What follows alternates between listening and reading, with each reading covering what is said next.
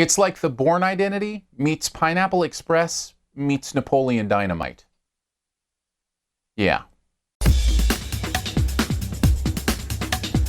American Ultra is the name of the film. Stars Jesse Eisenberg and Kristen Stewart as a pair of stoners who find out there's more to their life than they could have ever imagined, including the fact that he is some sort of secretly trained CIA agent.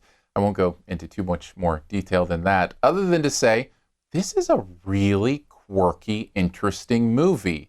This, right off the bat, I will say, is one of those movies you get the feeling down the road may be a cult classic. Has a lot of those interesting moments, interesting lines that people will like to remember and to quote in 5-10 years from now. You can see like this band of people going, remember American Ultra? How amazing was that? Let's watch that together.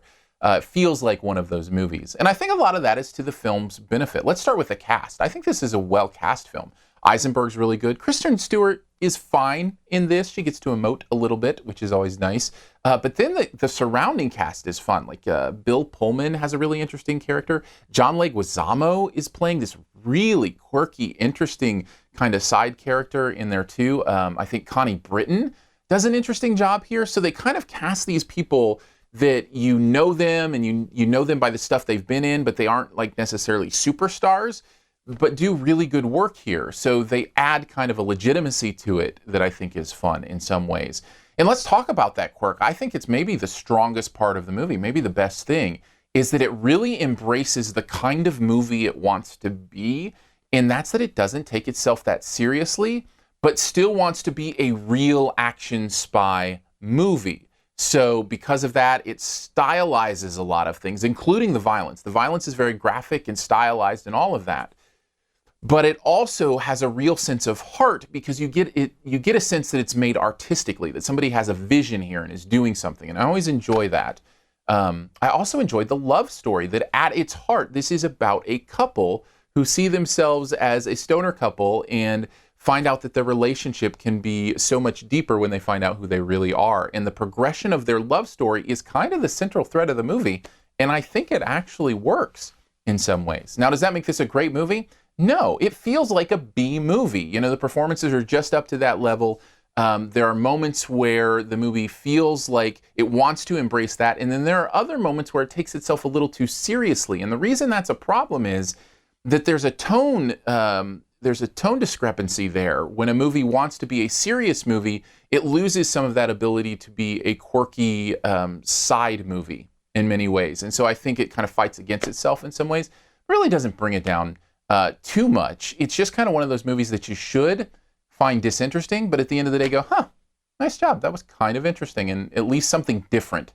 You know, and that's always worth at least a point in my book. Overall, I felt like American Ultra had some decent performances and got us to where it wanted to go in a way that it wanted to get there. And for that, I say it's a little bit above average. I'd give it a C+. Thanks for checking out the review. Appreciate it. We'll get to the best ever challenge here in a bit. First, I want to tell you about some other stuff going on at the channel. If you click the cards up there, you can see kind of the basics. Other reviews will slide out. This video won't even stop when you click it. You can go to the website, yourmoviefriend.com. You can donate to the channel, which, by the way, I very much appreciate. Let me know if there's something you want me to review when you donate. I do that for donors to this. Pick anything. Doesn't even have to be a movie, and I'll do a review on it. Other than that, Periscope's a great place to check me out. Search for Aaron Dicer on Periscope and Twitter if you download it to your phone.